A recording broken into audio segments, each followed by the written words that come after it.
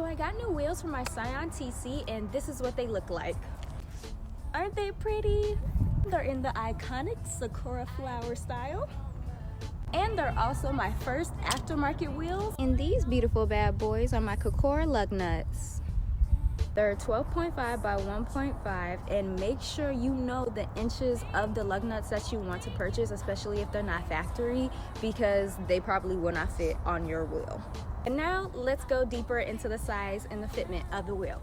Come on. Now these beautiful wheels are 18-inch size with a 35 offset. Now I know what you might be thinking, Tasia, how are you gonna fit this on your car? Your car's already lowered. Well, in the mail I have coming is a D2 racing coilovers that's gonna help with the fitment, as well as a big body kit that's gonna go on Egypt later on. After we get the coilovers and the tires here, we're gonna go ahead and put them on, and I'm so excited.